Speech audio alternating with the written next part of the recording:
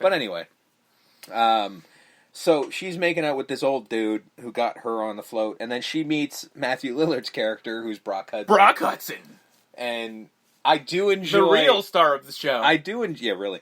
I do enjoy the joke that they do of, like, he's from the real world? What, like Reseda? No, the TV show. Which I'm like, oh, fuck. Reseda would have been better. And...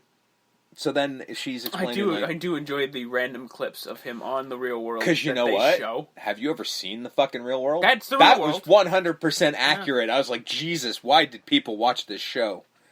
So yeah, and then she says we got tattoos to commemorate it. She got like a heart and all this shit. He got a tattoo of himself, his own face. Apparently he's Proto-Stevo. And so then she's like, yeah, we're done. And... he's just like, well, that's interesting. Did you think this was going to be forever? Oh, did you think I was going to go to college? Still dating you? Oh, you did. That's so cute. And then she stops and goes, can you believe this thing still hurts as if they're still friends? I'm like, wow, you're a twat. Oh, no, that we're still going to prom together. Yeah, we're still going to prom together because we're going to be elected prom king and queen. It's only appropriate.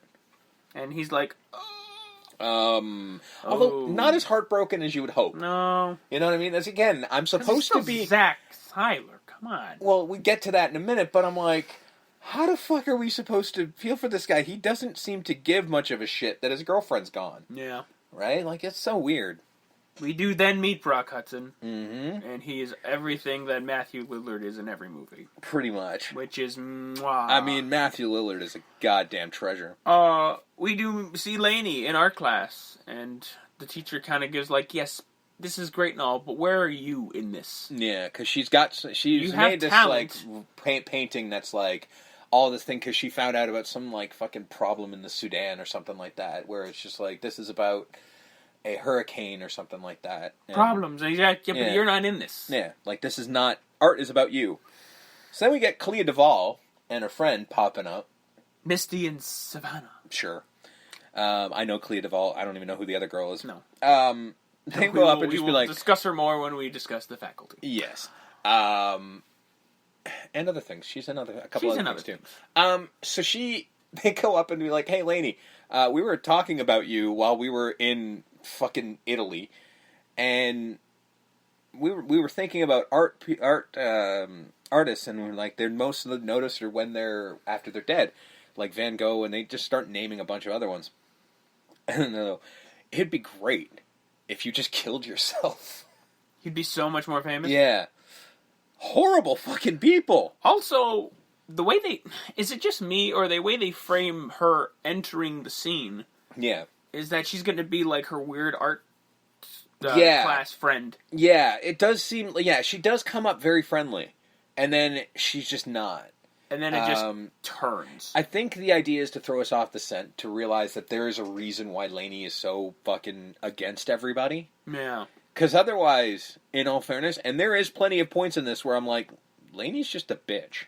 Like, there are just times where she's just, like, really cold for no reason. There's times when it's warranted, sure. But there are times when I'm like, nobody's being mean to you right now. Why are you so horrible? But I think that's the idea behind this.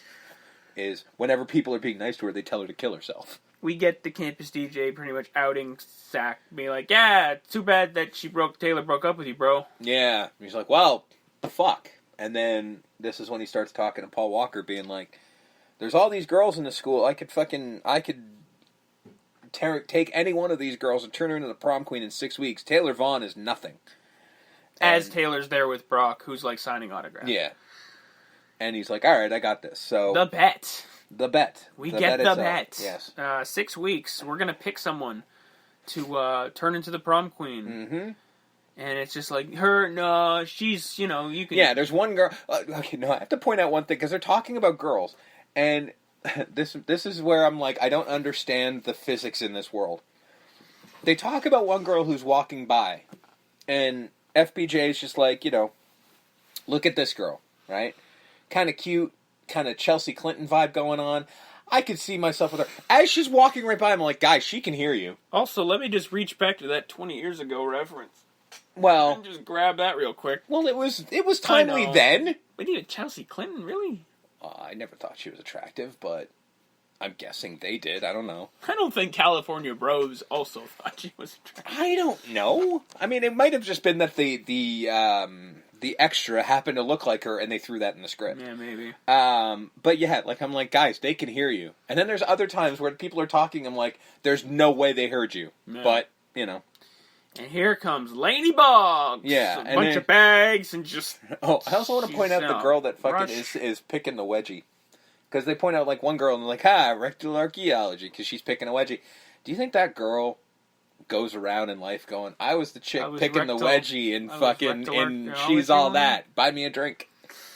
I would buy her a drink, happily. Like, you're the girl picking a wedgie? If you refer to yourself as a rectal archaeologist. Whatever your name is. I would, if you're listening, I would like to buy you a drink, Miss Rectal Archaeologist. Just saying. Just leaving it out there. I'd also like to know what her face looks like, because we only saw the back of her, you know? Only saw the rectal archaeology. I'd be curious. And then we get to the whole, you can't do anything with Lainey. Well, that's the one we're picking, so... Because, like, Rachel Lee Cook is unattractive. Sure, that's a thing that happened in this world. Is it because she's wearing overalls? She has glasses? See, here's the thing. I don't know I'll be honest with you, watching this entire movie... All I can think about is not another teen movie. That's all I can think about. It's the same exact thing. All I can think about. Because that's what they did. Because that's where it came from. The central plot of that movie, because it's a parody movie, so there's a bunch of characters from different teen movies. But it's the central mostly plot of that this is one. This. Yeah. Because this is like pretty much the granddaddy of them all, kind of, as far as the 90s go. No, but this is the one that like everybody harkens back to all the time. So when I'm like, she's like, again, glasses and fucking her hair's tied back and she's in overalls. God, that is so hideous. Oh my God. No, like come on. Like she's wearing glasses. Oh no, like, Jesus. Girls with glasses are hot. You know, so Lainey's picked. Too bad, Zach. You got to do this. So he goes up to her, and she just blows him off. Because why would he be talking to her? Yeah.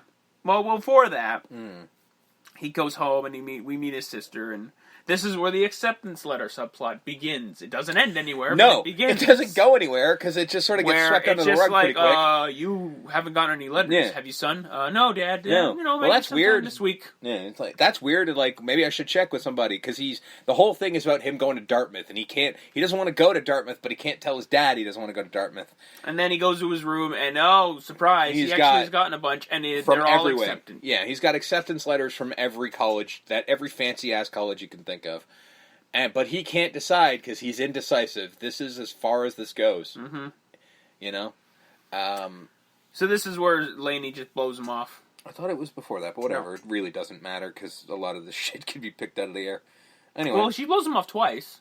She blows him off right then. No, but I thought he blew her off this time because this is when his sister Mac just does the rebound skank gimmick. Oh, right. Because I thought that was after he already attempted it. Because I think he named Simon again. He calls him He calls him Spaz. And then she's just like, that's not his name. That's not his name. That's not your name. And it's like, oh, sorry. First person to ever correct him. See, that's why we had that scene earlier. It's like, that doesn't redeem him, but that's cool. So then he forces himself into this woman's life. Yes. Very much so. Which is something you don't do now. Yeah. No means no, Zack Seiler. There is a fucking fine line that this man treks between stalker and charming. This guy shows up to this woman's work. Yeah. Her place of work. Yeah. Where she's selling falafel balls. In an interesting scene where, I mean, I get that the whole point of her selling this dude the supersized falafel balls is to get to the line, supersize my balls, that she, has that pause moment. But I'm like, still $19.99. How much make fucking... a nice ball joke. How much fucking thought does this motherfucker have to supersize? Like, it's just confusing to me. But you want big balls or not? The other thing that I'm confused by is what has she done to keep that hat on her head? Because that thing... Bobby pins. I would think glue, because the way that this thing stays on, and first of all, I'm pretty confident she's wearing a wig to begin with. I'm like, you just had to glue that to the wig, because that thing should not be staying on. So he's, stalking her already. Yeah. To be fair, she does point it out. She's sort of like, stalking is illegal. JJ's there as well, and there's this whole art show happening, and JJ can't go, so there's a free ticket. Oh, so I can go then. Well, he can go. He just is like... Yeah. He makes a good point to her, Because she starts out of, like, I'm not smart, I can't tutor you, and he's just like, hey, I've got the 4th highest GPA Yeah, because that's the thing, like, first off, she's just like, oh, you're just a dumb idiot. Yeah. Like, no, I'm actually one of the smartest people in the school. Yeah, I'm actually smarter than you, or at least according to my test scores. Yeah. And then he hands him the ticket and goes, like, you can go for me. And she goes, excuse me 1 minute, and goes to try and kill him. And he's just like, the hottest guy in school is stalking you. You're not the least bit curious. And she sort of pauses and goes, all right, you got a point there.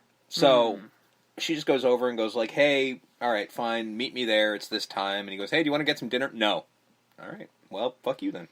And this is where the guy wants to supersize his nuts. Yeah. And her face is kind of adorable when he says it. She sort of, like, stops and, like, don't know if she's going to laugh or not. And then she just goes, okay. This is life. Yep. Cut to the art show, and it's, freaky deaky art show. It's small modern. people It's modern douche modern, art. Yeah. I was at an art gallery a couple weeks ago, and they had a lot of stuff like this. Guy in his underwear. This is just pretentious bullshit. I'm sorry.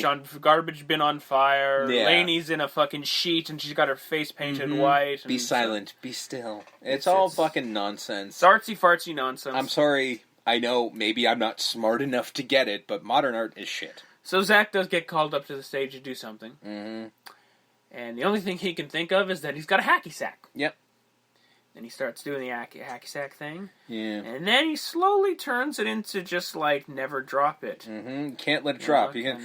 And again, this is an allegory for his life of like you always have to be perfect, Zach Seiler. Attempting to give him some form of depth and failing again.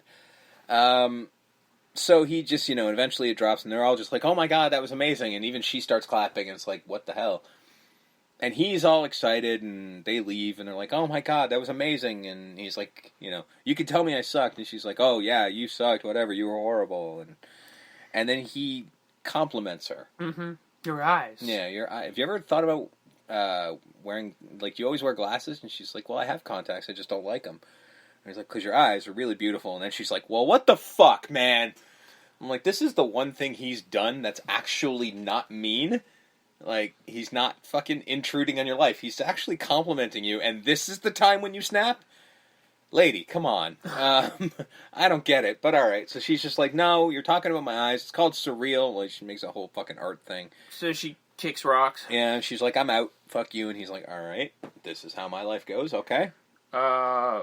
It's not so great for Taylor, as Brock is just a douchebag. A ginormous douchebag who just loves to watch himself on the real world. Which, to be fair, like, I was thinking at first, I'm like, is everybody only watching the show? But I remember back in the day when the show was on, it was on all the time. And he shows, like, no, this is where I acted. Yeah. And then he does the movements that he does on the television. Like, this is when I go all Brando on him. And I'm like, oh, fucking hell. Jesus Christ.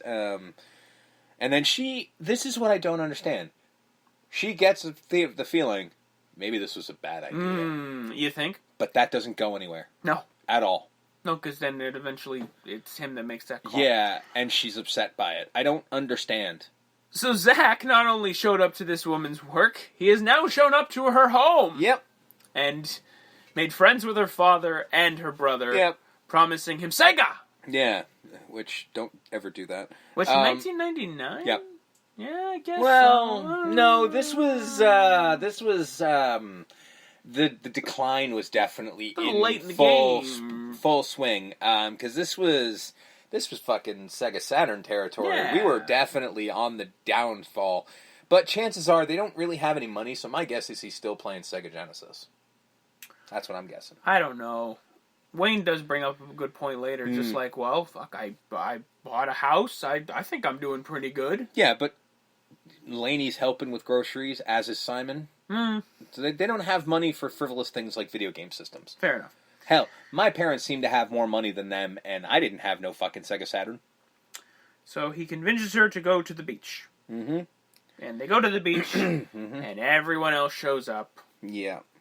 And this is supposed to be Dean, I guess, sabotaging this whole thing. Yeah, that's what it seems to be. It kind of backfires in the sense of... backfires entirely. Yeah, because, like, he says to her, like, hey, we knew we had to deal with them, let's just get it over with. So, and this is where he's trying to get her to open up, because all she's talking about is how dirty the fucking polluted and everything is. And he's like, don't you ever relax? And that's when they show up, and, like, Preston is extremely nice to her. Mm-hmm. And she's mean as fuck to him. Yeah. Like, he's just like, hi, I'm Preston. She's like, I know who you are.